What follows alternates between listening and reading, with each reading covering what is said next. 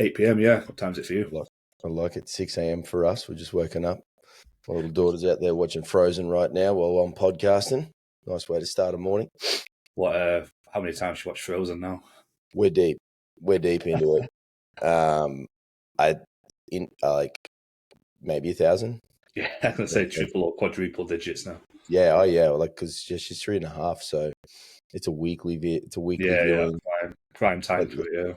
Yeah, and look, I'll be honest, I don't mind it. I'll get around it. I've seen it a few times.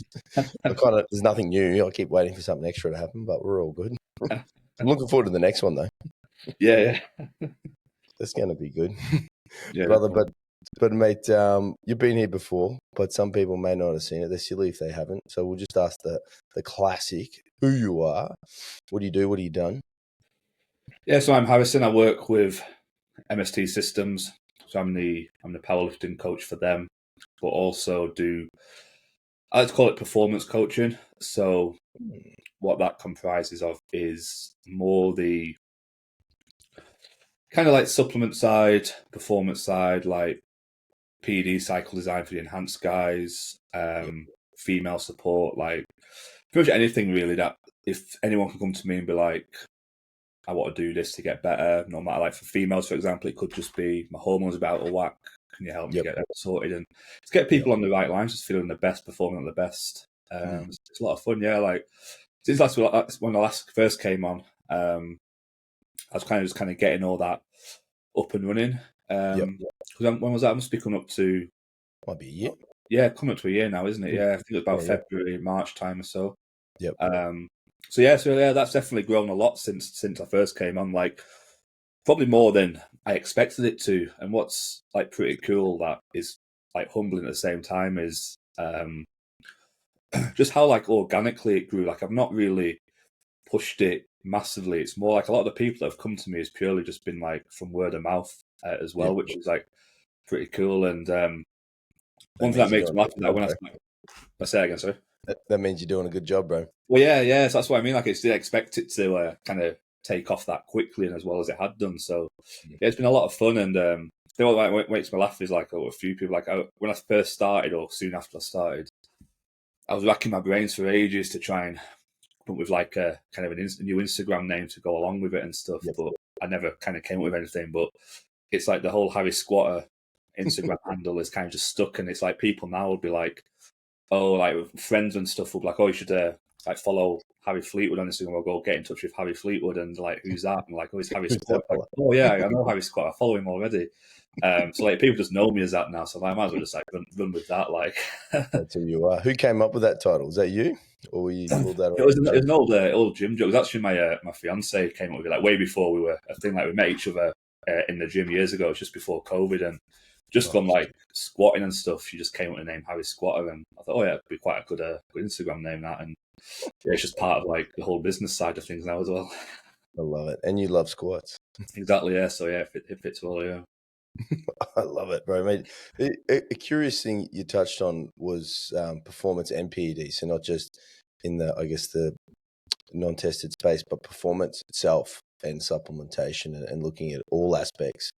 What sort of stuff are we talking in there?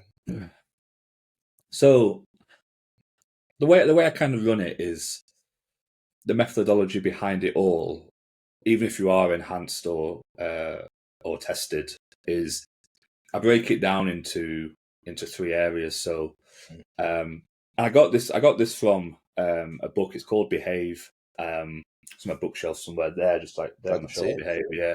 And that looks at like kind of what makes humans tick in the brain and stuff. So it looks at like the brain development and everything. But in there's a really good chapter that kind of breaks it down into like I took it from there and kind of applied it to training. So it's broken down into 3 stages, so like 1 second before, minutes before, and hours before, and days before. So the 1 second before is, imagine you're going to pull a max deadlift, and it's that split second before you pull the signal from your brain to contract those muscles as hard and fast as possible to lift that weight off the ground. So it's what's going on in the brain at that time in terms of like the amygdala, the prefrontal cortex, the basal ganglia, like how it all communicates to recruit, or to ultimately like bring up arousal to pull that weight and fire those motor units to pull that. So that's one area that I look at optimizing neurologically. Yep. And you take a step back from there, the like hours and minutes before, and look at like what hormones are influencing that brain activity. So like your like sex hormones, testosterone, your adrenaline, your noradrenaline, your catecholamines, cortisol, like getting them all in play to start bringing up that arousal. Mm-hmm. You take another step back to the days before, and that's things like your nutrition, your sleep, just your basic foundational stuff of like getting all the baseline in place. So I look at optimizing like through supplements and like PEDs if they are enhanced. Like how do we optimize each level to kind of bring it all together to like be a better athlete at the end of the day. That's everyone's ultimate goal. So I think like a lot of it as well. Like everyone should have the like the basics in place, like your recovery, your sleep, your nutrition, everything, and then supplements and hormones and everything. But like a lot of people, I think, don't really look at the neurological side of optimizing, like brain plasticity and getting like your brain kind of working better. Like, I ask a lot of people, like, I've got a lot of brain fog and just can't kind of get myself focused and then kind of bring that arousal up and get hyped for lifts. It's like, you kind of clear up that and everything starts kind of clicking into place more. Because like ultimately, at the end of the day, all strength training is just learning how to lift a heavier weight. So the brain needs to learn how to coordinate all that and retain that information of handling heavy weight and how the nervous system kind of functions and communicates with the rest of the body to achieve that, like pulling the maximal weight. Especially with powerlifting, where it is very much like powerlifting is like you are just chasing that next plate on the bar and everything. Strongman, it's got a little bit more moving parts to it because it's got the strength aspect, but then the endurance and moving event aspect as well. So but it's I think like when you kind of break it down into three areas, you kind of see like how everything kind of works together to build that bigger picture. And so I mean, it's like the people I've got working with, it's been a lot of fun and like just new challenges, and everyone's different when they come. Like just kind of getting them working better, and then you see like them saying like everything just feels and moves better in training, and it's stuff that as well like affects them not just in training but like day-to-day life as well, of just like stay more focused, because you kind of get all that in place, and like by design it's like you can handle stress better and things like that, and out because everything that like it's easy to kind of stay too focused like what's going on in the gym, but then everything outside the gym also plays into like all the stresses from work and day-to-day life and relationships and family and all that have an impact on like training as a whole as well, if it's you kind of let it snowball out of I totally agree. I think too often our crew, you'll see people that they'll have their gym life locked down. They do their 4 days, 3 days, 5 days, whatever. Effort when they're in the place is certainly not a question that they get it done. But it's the externals that can have such a huge impact that they're just letting go. They're just not doing, whether it's through knowledge or just by choice. Well, I just think that's like a lot of misunderstanding by a lot of people of what stress actually is. Of like they think it's just this, like they've got different buckets of stress, like work stress, family stress, trainer stress, but your body just sees it as one big stress. So, like a lot, like you get people saying like, "Oh yeah, go to the gym to like de-stress," which is fine if you're just like a gym pop person wanting to run on a treadmill or lift a few light weights. But when you're like high level strength athletes, that is a massive stress on your body. So, and the only way to kind of really get rid of stress is to limit that stress. There's no like the supplements that can help you cope with it better, like magnesium's great for it, but to ultimately get rid of like chronic stress like that is like you just have to kind of withdraw it back from your life. So like that's why like I'm sure you say yourself, when you've got an athlete who's going into a comp prep, is like you have to have everything in line, perfectly lined up for that 8 to 12 weeks, however long they're doing, to go through that prep, because you ultimately have to put your life on hold to get the most out of the prep. If you've got a lot of stuff going, like you said, a lot of noise, external noise going on, it's going to impact that prep massively. Yeah, I think you made it. The little point I'd like to touch on that you said was nailed on the head is too many of us that enjoy the single lifting life, the powerlifting strength life, and we associate gym with our de-stressor because we're getting away from escaping or doing something else. That's not the thing that's driving us bonkers outside of the gym. We forget that is additioning stress to that stressful situation that's going on. So Yeah, definitely. The gym is good for us. At the same time, when we are trying to be competitive like that, we need to consider that stress thing. Like working up to a big single when you've had a bad day or a bad week and you're stressed about something might not be the best outcome for you as a whole prep or something, right? Yeah, I think just being aware of it as well. Like, if you've been at work all day and you've got like a mentally taxing or physically demanding job, and then that evening in the gym you've got a big single lined up, if you're coming in and you'll know, like, just doing your warm-ups, like nothing's clicking in place, and like a lot of people will like say they failed a top lift and they're just looking at everything to blame, like, oh, like this has gone, this has done this, it's this. It's like, just take a step back and like, well, how stressful was work today, or how mentally trashed do you feel from work today? It's like, oh, well, be a bit more auto-regulated with that, instead of being like, right, I don't feel great, I had a busy day at work, maybe I'll just take a lighter week this week, we'll take that top single next week, and just be a bit more fluid with training, instead of seeing the training plan as this big rigid thing that you have to stick to. It's like any good coach will like adjust, like you can adjust a plan easily, but it's the athlete as well, like just understanding when's best to pull back, or just say, oh, I'll just take a lighter week this week. But then on the flip side as well, like I think athletes as well should, if they come in and everything feels good, like, yeah, take that extra rep or put a little bit more weight on as well. Like, just play it both ways as well. Don't just see, like I said, see the plan as like this has to be followed to the exact number and letter. Yeah, I think too often, and even I'll fall in the trap too. You get a little too boxed to the program. You see the number there and you're like, okay, got to get the number. Or you're like, man, there's really 4 weeks here. Or, even you're coming in fresh, right? And you've got, say you got 200 on the bar and they're coming in sweet and they're just really popping, and you get a little too married to that box of that program with that thinking a little bit bigger and looking ahead, and even considering, like, if you can see the week ahead in your life and you're like, man, that week looks stressful as fuck, I got a lot on. Maybe you should take advantage of that good week and exactly, go for it a bit and just listen to that noise. If you that classic 4 week training block with a 3 week on, 1 week deload, you can have an extra week or maybe have one less week and be a bit more out of the box of the program, I think. And I think too often we don't think of it like that.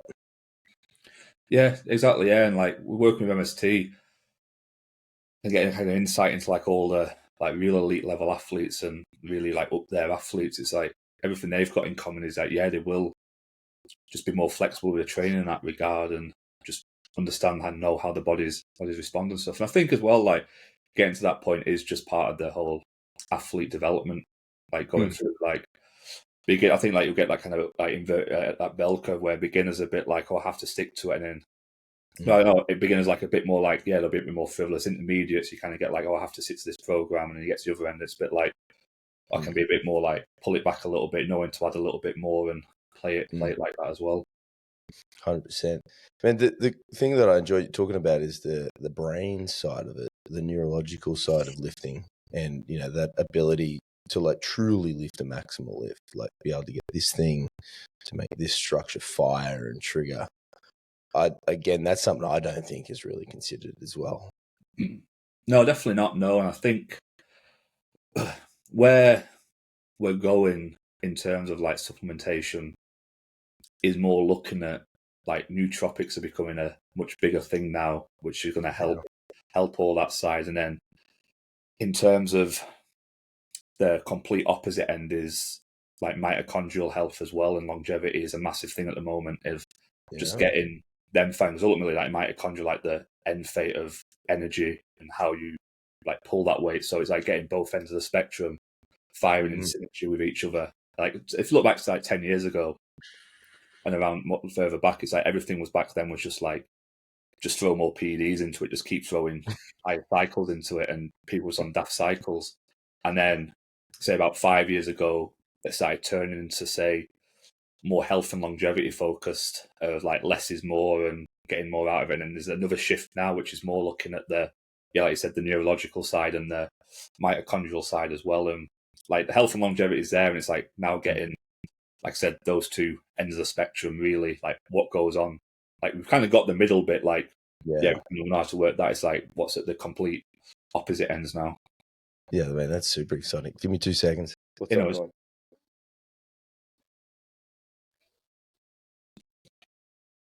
Another snack, yeah. You want to jump in the fridge and help yourself? Yeah, awesome. I just got to do this. Okay, you go get your snack. Okay, we're hungry and we need snacks. I love it, Watching mate. Frozen new task. Yeah, mate, snacks and frozen are pretty good. Mate, the thing I even noted to ask was like the evolution of like performance enhancing things, right? Whether it's non-tested stuff or tested stuff, like it's come a long way from pre-trainer, right? Pre-trainer and take your multivitamin. Yeah, exactly, yeah. And like I said, I think like nootropics and peptides are really kind of taking the forefront now of like That's the next place. Yeah, because there's multiple pathways we can look at. You don't have to throw everything down the androgen pathway. Yep. So that's where like your nootropics come on as being like your kind of neurological side, and those enhancers to increase like brain function as a whole, from like memory retention and memory recall and expressing strength. Like you said, everything starts like up in the brain. And then peptides, like there's a lot of cool peptides like recovery, like there's a bread and butter like your BPC 157 and TB 500, but there's like other things, like there's a really cool one. It's called like DADA, DADA. I can never pronounce. I remember the full name. It's like D-iso something or other. But the way that works is it inhibits the enzyme that kind of puts the rate limit on how much ATP you can produce. So you kind of bring this in. It's like you really take the reins off of like this unlimited ATP production essentially. And then you've got like just injecting like it's like you can just inject pure ATP as well. So it's like performance enhancers, but without the side effects of the androgen, so to speak. So some really exciting stuff out there you can kind of bring in as well, just to kind of really just like you're talking like the 2-3% of like what these make, but in terms of like if you look long term of like you're not putting that kind of same pressure on your health taking these things as like popping a pre-workout PD or anything. So yeah, there's a lot out there that are kind of really taking more the forefront. And then I mean, in terms of like the over counter stuff, of like I said before, like magnesium and sleep supplements go a long way of just kind of promoting that better sleep for recovery, and your multivitamins and stuff. Like I know some people say like multivitamins aren't needed, but to me, I see it more as like if you look at like what the daily recommendation is from like food and like vitamins and all that, from a Gen Pop perspective, yeah, it's probably fine. But with athletes, it's like we're not Gen Pop, so our demands for those vitamins and minerals are much higher. It's like with the high protein intake, your demand for B vitamins are higher because of kind of breaking down amino acids and shuttling them around. Heavily relies on B vitamins, so higher protein has a higher demand for B vitamins, and like with like greens powders and multivitamins as well. It's like you can get all that from food, but it's like you can't guarantee that food you're eating has the nutritional content that it says on the packet because of like how mass produced food is at the moment. And like it's what like regenerative farming is getting into, like kind of putting the minerals back into the soil to kind of get so the food can get the nutrients from, because farmland is so over farmed at the moment. It's like it's depleting what's in the soil. Same apple we used to have. Yeah, exactly. Yeah. So yeah, like fruit and veg is great, but you can't guarantee that nutritional content is always going to be there. So I see multivitamins just kind of covering. It's not like obviously going to cover bad nutritional habits, but it's kind of making sure you're ticking all those areas for getting those vitamins and minerals. Yeah, 100%. And then like I think the big one you said is there's recommendations out there, but they consider it more to a general population. Yeah, exactly. To an athlete, whether that's a amateur athlete just bashing it out after work, or a top level elite person going for it. Those recommendations aren't considering that, and then the X factors of food or drugs that are flowing around, the extra demand for that stuff and the potential that come from it. Yeah, definitely. Yeah. That's so good. And I mean, you go to the GP and get some blood work done and your vitamin D level looks good, from their perspective, it might not actually be good in the real world. Yeah, and it brings up another really good point. It's about like blood work ranges as well. In that, like all those ranges on the blood work is just the fifth percentile and lower fifth percentile of what results they're getting from testing that blood. So it's not anything to do with like what's healthy and what's optimal. It's just purely the ranges that they're working with. So Like in the UK, if you went to the NHS to get your blood work done, and you say you're getting your thyroid tested by them, the range for like 3-thyroxine is massive for on their range. So you could be like bottom end of it and just be marginally in the range by 1 point, and they're most likely to be like, yeah, you're okay, off you go. You're all But good. yeah, exactly. They don't really take into consideration like how you're feeling and everything. So and again, that comes back to like with being like high level athletes, like your demand for thyroid hormone is with like those increased in metabolic demands is much greater than a Gen Pop person. So like, yeah, it's like Gen Pop person, like lower T4, yeah, it's not ideal, but they'll probably feel okay with it. But in terms of like metabolism and just overall energy, like an athlete might be feeling those effects of lower thyroid hormones much greater.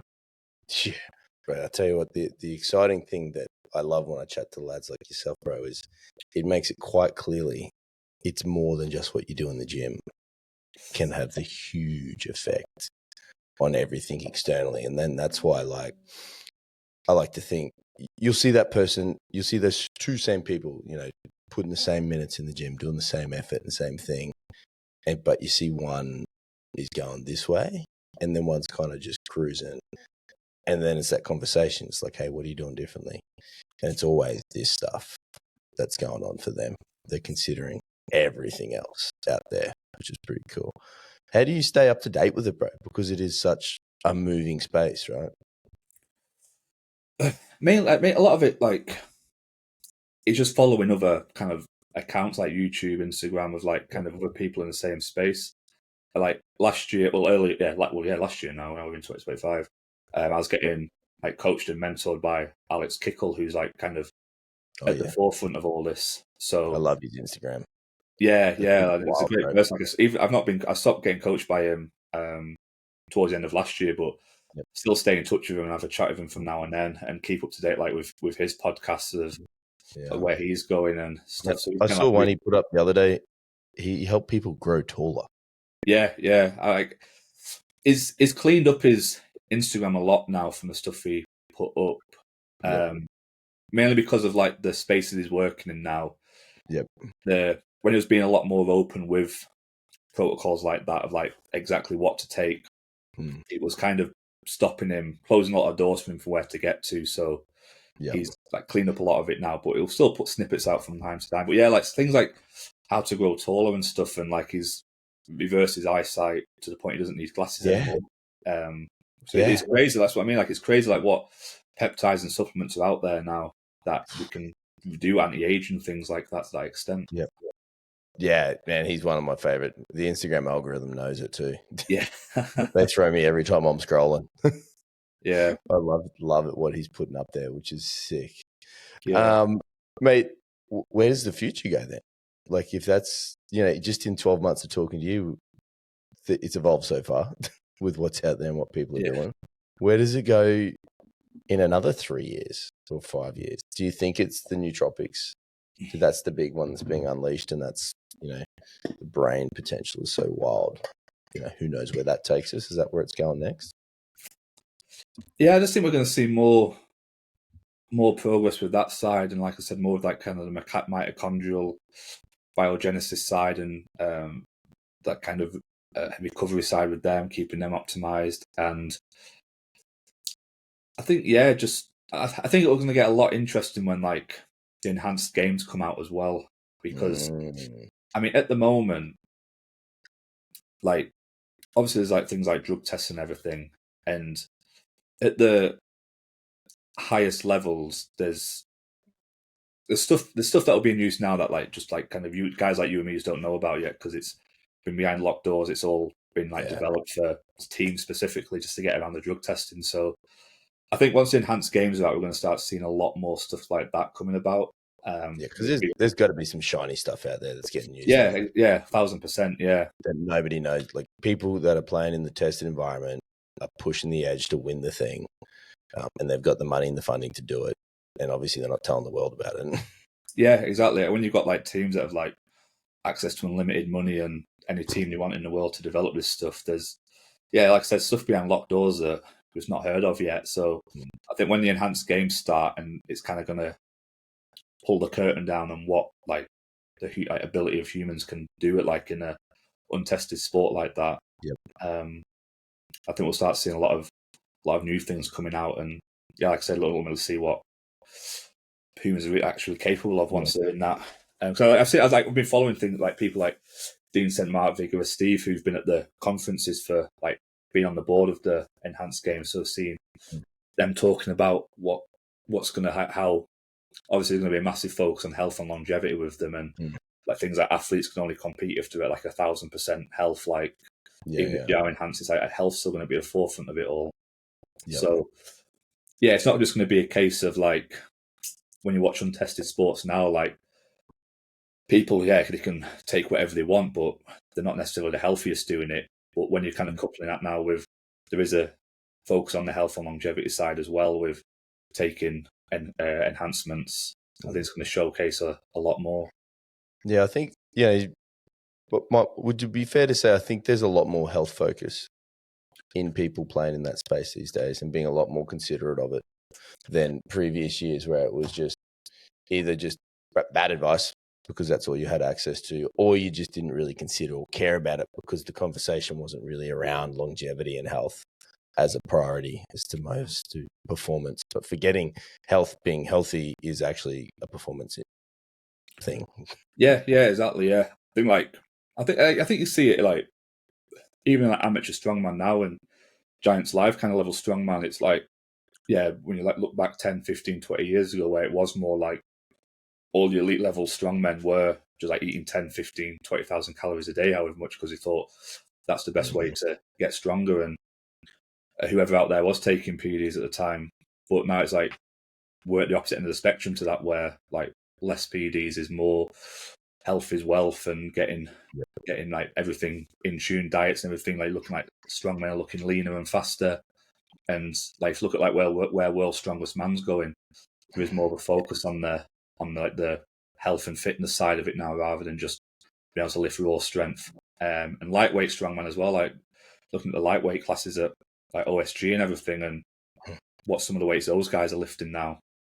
Yeah. Some of them are natural as well, like the under 90 kilo winner at OSG, Philip from Czech, completely natural and completely smoked the entire show. So getting to a point like we're seeing like what even like natural athletes are capable of as well. Yeah, because even with this space that we talk about, like there's opportunities to push yourself as a natural athlete that aren't being considered and still be playing within the rules of your sport and filling testing requirements and absolutely, just supercharge yourself, right?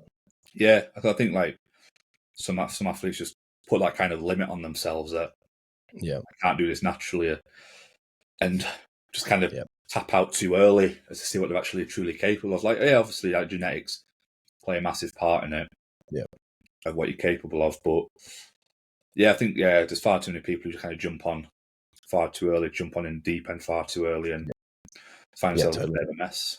Yeah, I think totally. And then I think you hit the nail on the head. I think there's too many people out there that just think because I don't use anything, I will never get up here. Whereas you'd be surprised what is actually possible if you line up all your ducks and do everything right first, where you could go naturally, right? Yeah, exactly. Yeah, and I think too many people put a heavy reliance on these things being that answer to get to the top, like saying like, oh, if I jump on, I'll be at World's Strongest Man, I'll be at OSG, I'll be winning these shows. And it's like, yeah, you're thinking like, this is like a 5-10 year like pathway you're about to jump on. It's like, it's not starting here and you're going to end up here overnight. It's like, what's going to go on in between. And I like going back to the longevity side of it, it's, especially with the younger guys as well, like nobody has all the ducks in a row when like they're in their early mid-20s with life. And it's like thinking, where are you going to be in the next 5, 10, 15 years time? Like, you might not even be doing it in 5 years time. So you're going to put this massive your body under this massive risk with your health just to try. I mean, the 20-year-old me, I didn't know what the fuck I wanted in 5 years time. I could bullshit you and make something. I'd be like, yeah, I'm going to do this in 5 years time. But you don't truly know what you're going to do in 5 years time, right? No, exactly. Yeah, you got guys and girls making kind of long-lasting decisions at that age when maybe they shouldn't be. Yeah, so just being more mindful of, instead of thinking what's going on in like the next 3 months for your next competition, like 5, 10, 15 years, especially like with males and females, like things like fertility, like you're going to want kids in like, early 20s, mid-20s, you're like, I'm never having kids, but no one can definitely say that in early mid-20s. Yeah, that was a curious one. I said, like, obviously, fertility becomes probably, does it come a topic of conversation for the younger lifters, or do you see them not even considering it and being like, nah, we'll worry about that later? And but the problem is later comes. Yeah, I mean, the people I've spoken to, I think I think you've got like kind of 50-50 split. The ones I've spoken to, like some will bring it up in discussion. Yep. Some just don't consider it whatsoever. It's a Mm. weird split. So I'll always bring it up as like a point, like no matter who I talk to. But yeah, so there's some younger guys who just really like, I just want to go all in with this. And it's like, well, let's take it step a bit. Like you're looking like, let's see where you're wanting to go. Let's see what your goals are, long term, short term. Mm. As athletes get older, like when get athletes like in the low 30s, mid 30s, early 40s, and whatnot, when they've kind of got like they've had kids, they've got everything in life. Like you can take a much different approach with them. It's like there's a little bit more. I wouldn't say too like an aggressive approach, but you can kind of take a different pathway with the younger guys. It's like you're speaking hypothetically, like you're going to be doing this, this, and this over the next however many years. Fertility should be a question you're thinking about. Like, when the time comes, if you're still doing this when that time comes, you can like address it, do what you need to.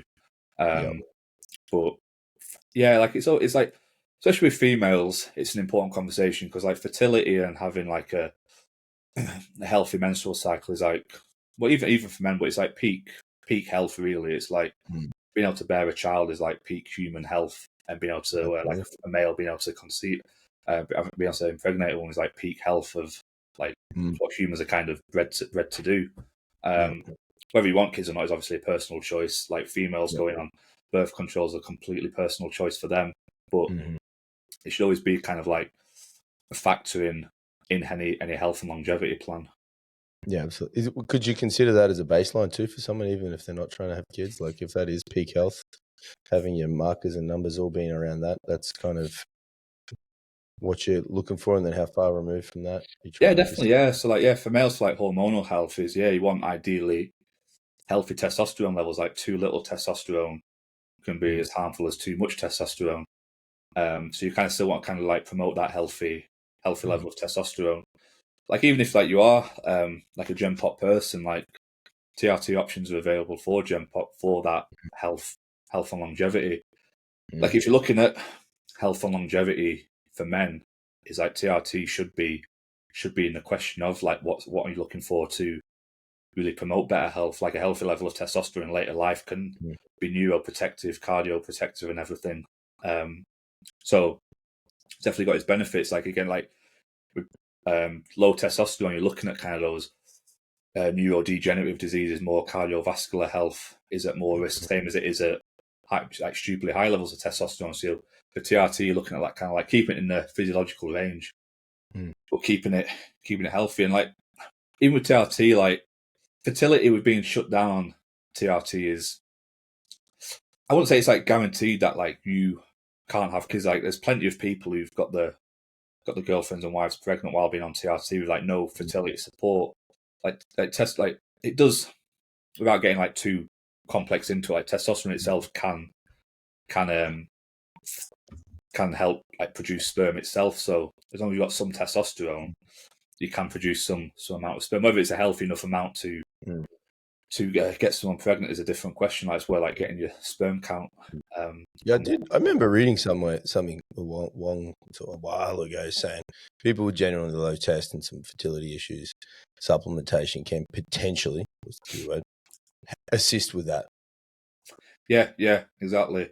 Like below like a certain like below a certain amount of sperm, your sperm count is like the chances of getting pregnant are like drastically reduced. So you do want to keep like a sperm count is like I never remember in the 15 or 50 million range. Mm. So yeah, like supplementation can help with that. TRT can help with that as well.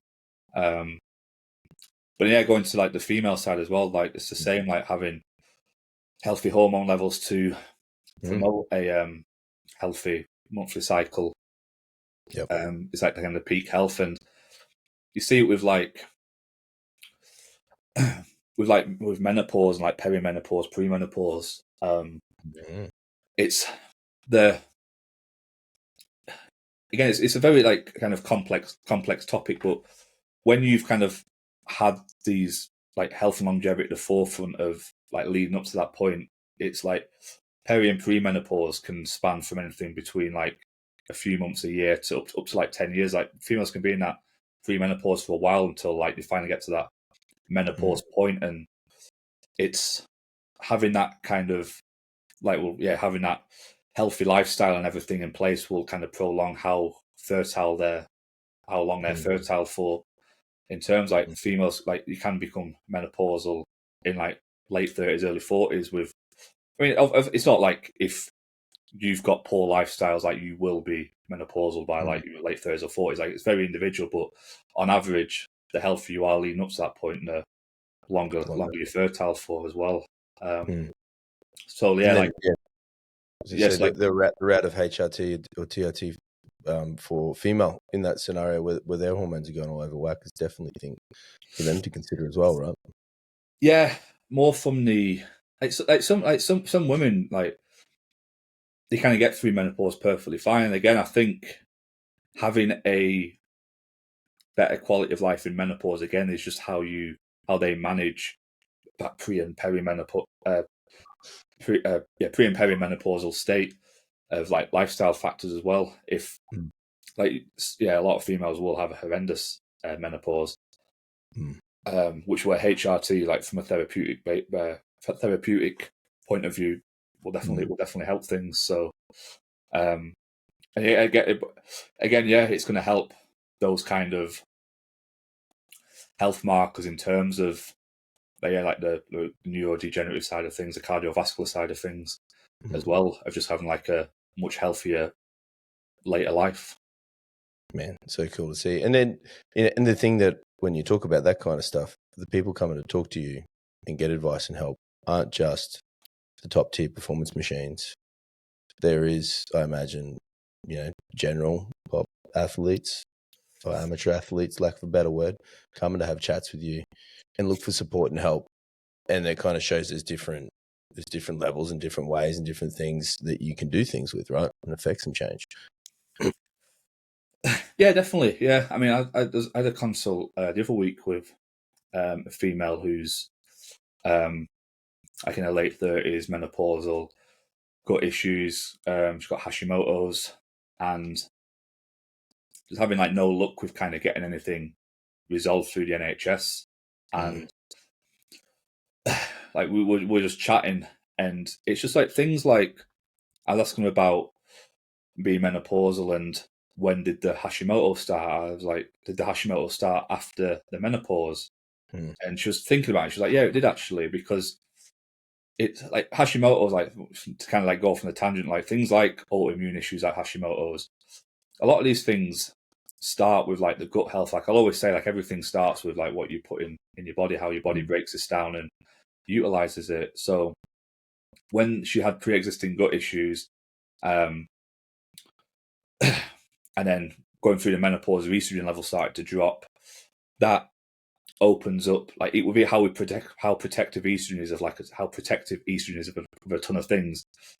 Having that lower estrogen like affected the gut lining more, which kind of which may have led up to further issues like leaky gut and gut dysbiosis and everything, which then kind of opened the pathway for developing an autoimmune issue. So it kind of shows how everything's linked together with how your body kind of handles food and triggering autoimmune issues, like when things like gluten and yeast can pass through the gut lining. That's what kind of triggers the body turns to it. It's like a foreign object essentially, and then through that in time it will turn onto the thyroid as well, just how like going to get into like the biochemistry, like how similar gluten is to the structure of thyroid.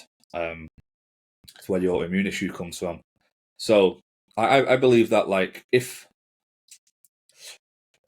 with like things like Hashimoto's, like it is insanely complex. And again, it's like none of this stuff is like standardizable or generalizable because everyone's different. But I think for a lot of people, like if you can catch the signs of like autoimmune issues early enough, if it is gut related, you can kind of address that. Because a lot of people like automatically think as well, like gut issues equals physical symptoms like IBS, so like you eat something and it's like you got painful stomach and everything like that.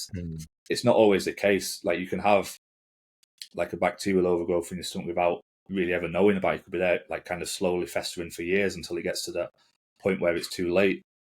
It's like if you like get blood done, you kind of see your autoimmune markers are starting to come up. It's usually a sign of like, yeah, there's something there triggering that. If that's left unmanaged for too long, it will lead to an underactive thyroid at some point in life. So like a lot of people with Hashimoto's, I do think it has got to that point where something's been there underlying for a long time without realizing. But now they're at that point, it's like, yeah, you're gonna have to manage the thyroid because if you don't, you're gonna have worse issues. And like I don't know too much about it, but like from what I've been reading, like up and coming stuff, like there is a lot of stuff kind of being developed and looked at to really start focusing on these kind of health issues more, like not fully reversing things like Hashimoto's, but really improving to the point where it is much more manageable. But then when you have Hashimoto's as well, like a lot of autoimmune issues as well is just managing like what different food types you eat and stuff, and figuring out like through elimination diets what does trigger those kind of spikes in autoimmunity and any physical effects. Like a lot of people with Hashimoto's will be intolerant to gluten at the same time, but like I've known people who've got the Hashimoto's as well, but the gluten intolerance doesn't come. Like the gluten intolerance may always be there, but it doesn't kind of come about as like a physical symptom to much later on after it. So when they start eating gluten, they'll start getting the stomach cramps and the painful digestion of gluten-containing food. So yeah, I mean, yeah, it's like it is very complex, very individual. But so there's a lot of factors into it as well. But it just shows like it's not everything's like really black and white with things of like this causes this. Like you have to focus on this, and again, that's where the like in the UK, the NHS really falls short. Like they don't really look at the bigger picture of things in terms of like autoimmune issues. I think as well, there seems to be like a real seems to be a real increase in things like autoimmune issues, gut health issues, which may very well just be like environmental factors, like how much pollutants people are breathing in, and like with like mold toxicities of just working and living in maybe damp places and just poor food choices, like how contaminated food is nowadays, and just all how these all disrupt our gut health and digestive health and everything. And yeah, like I said, just opens up the door to a lot of health issues down the line. Absolutely. But again, like going back to the like PED side, like young people on PEDs as well, it's like with the risks of PED as well, like health risks, young people, well, anyone puts themselves under. It's like a lot of those health issues as well aren't going to be things that you're gonna feel and notice after 1, 2, or 3 cycles. Like they're going to be things that you notice much later on in life, like in 5, 10, 15 years time as well, when like you potentially got heart issues, liver issues, kidney issues, like neurodegenerative diseases as well. So yeah, it should always be that's an interesting point. You're seeing some people put out some stuff around the brain challenges that can come later in life with drug choice that potentially people aren't really considering or known of at the moment, which should be considered, right? Yeah. And I think just like brain health overall as well, of just trying to promote a more like brain plasticity into like environment of just because going back to what we were saying about like lifting being about like you learn how to lift heavier weights, retain that skill of expressing that strength and all that. it's just having a more fluid brain in terms of like working the brain, like training the brain as well, like just learning new things or using like a brain training app just to kind of have that mental agility with putting your brain to use. Just keeping that in a more healthier state and promoting healthy brain. Because the brain is something like we can mold into like what we want. So yeah, like with lifting, like if you want to like learn how to bench press better, we can kind of promote the brain to be better at learning how to bench press better. And like if you look at like in terms of like things like Alzheimer's and dementia, it is from when the kind of brain's in a state of like it's not really doing anything. You get a lot of plaque build up because nothing's really going on up there, and then it starts to kind of like it's not being put. The brain's not really doing anything, so it starts breaking out. Like a lot more complex than that. But if you look at like if we one of the best things you can do for your brain in later life is like learn a new language because it's something completely new. It's really getting both sides of your brain talking together and just going to kind of promote better brain health in later life to offset those degenerative diseases with the brain. Yeah, I think that's brilliant. And I think I'm seeing a lot more people in that, let's call it later age group, that are starting to consider that stuff too, right? Yeah, Which is definitely. really Like my aunt is one of them. Like my uncle's unfortunately in really bad phase with his dementia. And for the last few years now, when she kind of realised like about like how much of a positive effect learning a new language can have, is she's been learning Spanish for the last few years just for that exact reason. Yeah, 100%. Man, you've only got to see it firsthand to realise that you don't fucking want it. Yeah. That is absolutely for sure. But mate, the curious question I always like to think about when chatting to lads like yourself is how many tested lifters, let's call in our sport, are playing around with the non-tested items and trying to beat tests, and follow that up with, is it possible to beat the test essentially with what we have access to? Because it's only natural. Like I use IPF as an example. The growth of that thing is huge, right? And they're lifting big weights. They're all going fucking hard. If someone's not, there's certainly people got to be having conversations about, and there's money in it too, which is a recipe for people wanting that little edge, right? Yeah, I mean, there's definitely stuff out there that gives you that edge. Whether they're using it or not is another thing. And like, there's like WADA testing, which is the most kind of lockdown state of testing in terms of what they test for, and like hair, like how long metabolites stay for, like with hair testing and stuff like that. So it is getting harder to get around stuff. But I mean, to be honest, it's not never one thing. It's one thing I've never really like looked into in terms of like tested feds, like what people are taking, because like I'm just against it anyway. Like I've never, if someone came to me like, what can I take to, I want to compete tested, what can I take? Like I just outright refuse to help them. So it's never been one thing. I think it's just, I mean, if they're working with someone who is actively helping them get around it, that's another thing. But I mean, for the people out there that does that, right? Yeah. I mean, like again, like there's a ton of peptides that won't be tested for, other supplements that won't be tested for. So it's just kind of finding those and kind of.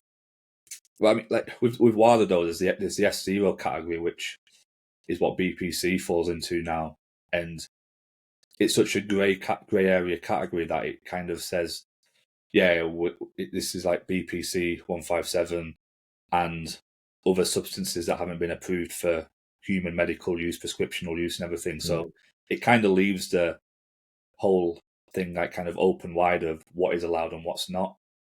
It's kind of whatever they deem to be. There's no definitive list of this is banned, this is allowed, and it's just kind of finding what stuff isn't going to be picked up on those samples. Like like you are looking very much down the peptide route and possibly the nootropic route as well. True.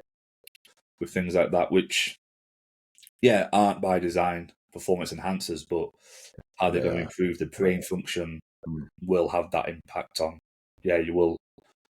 Well, not like you will lift more, but it will just help all of that in terms of like neural recovery and things like that. All the But external stuff. yeah, and I mean, like you look at like what people are lifting in the IPF, and I don't want to say like they're definitely taking something, but like you said, like there's no doubt people who are kind of working on like the walking that fine line of what's loud and what's not. Yeah, if I can have this, I'm just going to go to their sort of conversation, right? Yeah, exactly. Yeah, And then just stay there because it's going off. They're getting strong, and obviously they're tested and stuff. But I liked your statement where if someone did come knock on your door with a message and say, "Hey, bro, I'm keen to do some stuff. I actually lift in this tested space, though. Can you help me get through it?" You're a cold no, which is good to see. yeah, definitely. Yeah. I think like even natural guys who've asked me about using one BPC 157, like I won't even approach it with them because I don't see things like BPC as natural because like when you're injecting it, it's like you're putting your body through a recovery process that is not achievable natural and all this and that. So I think even with that kind of stuff for injury prevention and injury recovery, I don't advise it for natural athletes either. Yeah, 100%. How? I mean, it's a curious one. Injury prevention, because I put a note because I enjoyed one of your posts you put up a while ago, and you talked about some BPC protocols that you guys use as a part of injury prevention, not just for fixing the so to speak. And I think it was around a strongman competition, like leading into it in the weekend and stuff like that. I found that really interesting because too often I think it's often spoken about as the drug of choice when you've broken something, but I haven't heard too much conversation around using it before, which is pretty cool.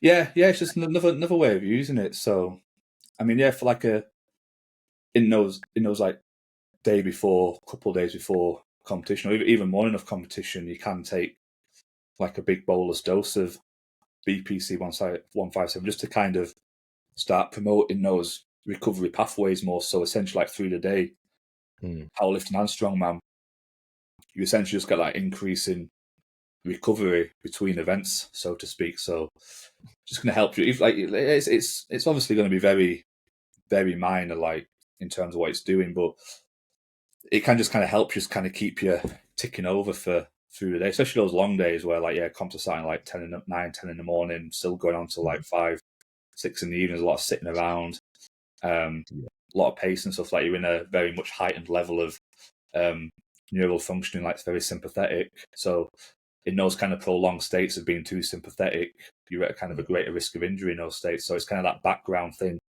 just to help injury prevention just through the day. That's wild. And then even with strongman, obviously multi-day events as well. You've got to consider that. Yeah, exactly. Yeah. When the competitions are spanning like 2 or 3 days as well. Yep. Just going to kind of help. Yeah, kind of keep recovery ticked up like overnight and follow into the following day as well. That'd be such a huge part of that sport. Like it's all good to go and bash yourself for one day and go hard, but can you do it for 2 and 3? Yeah, definitely. Yeah, it's definitely a bigger ultimate feat of strength. Yeah, being able to come into the next day and still put a performance. That's why, people who can kind of go the full weekend like OSG, kind of just like win every event, is like they can just kind of come in and just get going and really put on a show. Mate, it's exciting to see the growth of strongman too. Like you must love seeing it. Like, yeah, definitely. Yeah, being like, I know I'm like, I started off strength training as strongman. Like I've done a few strongman comps myself, but kind of leaned over to powerlifting as more of like, this is what I love doing. But yeah, I mean, I still love watching strongman. Still like love supporting my mates who take part in it. And yeah, being at MST, who kind of is at the forefront of working with all levels of athletes in MST, like the growth of it is really good to see. And I think just having those pathways now to those big shows is massive for the sport. Like if you look before, like OSG was as big as it is now, it was just like there was like a ton of different comps to go for. There was nowhere to really, like, you just turned up for like a car park show, just a random gym show. And I think it just kind of gives strongman more of a competition season as well. Like before, it was just like spread through, like there's no real like pathway. But now it's like in the UK, like official strongman, it's like, you've got your England's this time of year, you've got your Brits this time of year, you've got your Europes, you've got your Worlds. So they can really start structuring out your training year a bit more logically, rather than just jumping into random shows now and then. Yeah, and the accessibility to watch it with YouTube and stuff that's out there. Yeah. So it's great. Yeah, like yeah, I mean, also like like not that long ago, but like back when you could only really watch World's Strongest Man like at Christmas time on TV. That's where I was going. Yeah, yeah, but yeah, We'd be waiting for Wide World of Sports to yeah, come on a Sunday at 4:00 yeah, here, and you'd get a segment yeah, of it. squeeze into an hour when it's like it's Yeah, past 3 days. yeah. Like, I mean, as a kid, I loved watching it. I Yeah, thought it was same. Yeah, wow. I'd always watch when it was on. But yeah, now being able to like, well, I've got like in the UK with Giants, I've got the chance to like go to the shows as well, or like sit down on my couch and stick on a Yeah, live stream and watch it from my own home. yeah. An incredibly well delivered product as well. Like, it's going big, I think. And even here in Australia, I can just see, not obviously Strongman's not my space, but I can just see the growth in competitions and gyms itself that actually have the equipment now as well. Like, that's a sign of growth of the Yeah, thing. yeah, and it's good to see even like a lot of the lower down comps wanting to kind of offer like money to like winners and athletes as well. Of just put on more of a show and kind of like entering a comp and get winning money for it is just kind of a more of an incentive and kind of just gives back to the athlete a little bit as well. Like powerlifting pro shows are starting to get there as well, slowly, and like both sports are very much a sport where you just pay your own way. Like there's very few full professional sponsored athletes at the top who Oh, are yeah. able to get paid to do everything. So yeah, so it's like even for like the kind of more everyday athlete who can turn up to like a pro show, the chance to win a bit of money is just a bit more of an incentive for them and just gives back a little as well. Yeah, absolutely. I know for us, we got a state tournament coming up in 10, 11 weeks, and we even have the ability, just due to volume of people that are doing it, to be able to put back for accommodation for the two open winners, male and female. 4 open winners, Raw and Raw Plus for nationals, and take that out of the budget, so to speak, and not walk away completely poor. But being able to do that for us is unreal, and I know here seeing that in Australia, a lot of even state meets can throw a few buckaroos or prizes of value to lifters now, which is exciting. So cool to see. Yeah, it's awesome. Yeah, like my fiance Adele, she was at the WRPF Pro Show last month, and yeah, they put up prize money for like certain lifters, like winners and whoever pulled the biggest deadlift on the day, things like that. So just like those little bits of to get back, because yeah, like like traveling to shows like that and like you said, the hotel accommodations and food and everything for the day, like you're easily racking up like triple digits easily just to get by. So to just get a little bit back, or like athletes who are flying further afield as well, the amount of money they're spending on flights as well and coming over for shows like that. Yeah, it's going to that's a little bit. Yeah, this shit gets expensive. Yeah. But it's good. I'd much rather be spending my money on this than beers on a Friday night at the pub, though. Oh yeah, 1,000%. Yeah. I fucking much prefer doing this, bro. What's 25 look like for you? You going to do some comps, or you just going gun ho business, mate? Or a bit of both. What's going on? It's busy, yeah. So like last year was like insanely busy, and I had a really busy comp season last year. I was trying to build this up more. I was working full time last year as well, and I don't really feel like I fully appreciated how busy I was until I left my full time job last month to be able to focus on all this more. Yeah, thanks. So that was it was a very hard decision because I was in a very well paid job, so taking that big of a pay cut wasn't an easy decision to make. But at the same time, it's like it was one of those decisions. Like the stress from that job was getting to a point that it was just unmanageable. It was starting to. I've always said, like, if anything affects my training, it's never my training that's going to be pulled back. I'm always going to look at what else I can take. And it was got to the point where it was like, I need to leave this job because I wanted to push the coaching side more. I wanted to keep training, and I was in a fortunate enough position. I was financially stable enough to leave that job. So it's like, I can breathe a lot more now and kind of focus on this more. Because I was at a point as well where I know my clients were all happy, but I felt like being that busy, I wasn't able to put as much time and energy into them that I wanted to. Like, not that it was suffering, but it just felt like if I was going to take more people on, it would get to that point very fast where I wouldn't be able to accommodate any more people. So so this year is yeah, kind of pushing out a lot more. I've got a lot of ideas for Instagram content I want to get out and focus more on. Cool. I want to start doing more long form content I'm thinking more in the form of like more seminar / course style stuff, of like going more deep diving into stuff, which I'm really excited about. Keep I'm investing on that. getting married in June, so that's the next big thing for me. Let's go. Yeah, and then not competing till later on in the year, till like the wedding's out the way and stuff. So I was meant to be competing next weekend, but just how busy things were. I've been dealing with like some gut issues myself as well that I've been wanting to clear up. Just wasn't the right time for me to jump into a comp prep really with everything going on. So yeah, it should be a busy year. I'm really excited for it, really seeing where I can really take this to. I think it's going to be a busy year, bro. You got busy business. You're thriving and growing, which is sick. You got a wedding. That's going to be fun. I've had one of them. It's good times. And then you got to throw a comp in there as well. You're a madman. I love it. Yeah. So yeah, definitely going to be a good year, fun year. I like it, mate. Mate, I'll leave you with one question. Normally, I'm podcasting people in Australia, so I'm asking it a little differently for you. And it's not going to be what's for lunch, it's what's for dessert, because it's probably 9 o'clock now. Yeah, just gone 9 o'clock, yeah. Plug bowl of ice cream. Well, I had dinner before I came on this, and for dessert with that, I had this lemon muffin with custard on top. Stop it. Yeah. My favorite dessert is just good old strawberry cheesecake. Can't go wrong with that. No, definitely not. No. I love it. Yeah, all cheesecake is good cake. Yeah, just true. Yeah. Love it, brother, mate. I very much appreciate your time on a Sunday night, mate, and coming on, mate. I always love hanging out and picking your brain. I always walk away with some good stuff, and I know everyone else will as well, mate. Where do people find you? Because people are going to want help and whatever they can get from you. Where do they grab you from? Yes, Instagram. So Instagram handle is harrysquatter_. Yeah, give us a follow, and anyone's welcome to just reach out and message me on there at any point. Sweet, mate. I love it, bro. Mate, this will be out in probably about a month, thereabouts. It's been a pleasure as always getting you on. We'll do it again another 12 months. Yeah, definitely. I'll always come on. Yeah, thanks for getting me back on. Sweet. Thanks, brother. Talk to you soon, my friend. Bye-bye. Bye.